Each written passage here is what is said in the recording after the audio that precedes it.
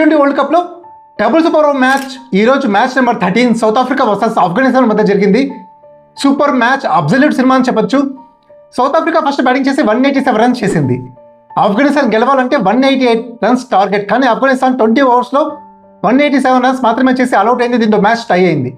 First super ఓవర్లో Afghanistan 17 runs చేసింది. 18 runs target south Africa గెలవాలంటే, కానీ సౌత్ ఆఫ్రికా కూడా 70 రన్స్ మాత్రమే చేసింది for the loss of 1 wicket. దీంతో మ్యాచ్ టై అయ్యి సెకండ్ సూపర్ ఓవర్కి వెళ్ళింది. సెకండ్ సూపర్ ఓవర్లో సౌత్ ఆఫ్రికా 23 రన్స్ చేసింది.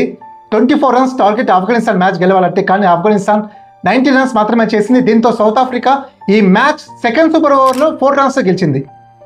అబ్సల్యూట్ సినిమా అని చెప్పొచ్చు. ఈ మ్యాచ్ చాలా మంది లైవ్ మిస్ అయింటారు ఈ మ్యాచ్, ఎందుకంటే ఈరోజు ఈ మ్యాచ్ మార్నింగ్ ఫస్ట్ మ్యాచ్ 11 o'clockకి లైవ్ టెలికాస్ట్ అయింది. నేను కూడా మిస్ అయ్యాను, హైలైట్స్ చూడడానికి వెళ్తున్నాను. మీరు కూడా మిస్ అయితే హైలైట్స్ మాత్రం మిస్ అవ్వద్దండి.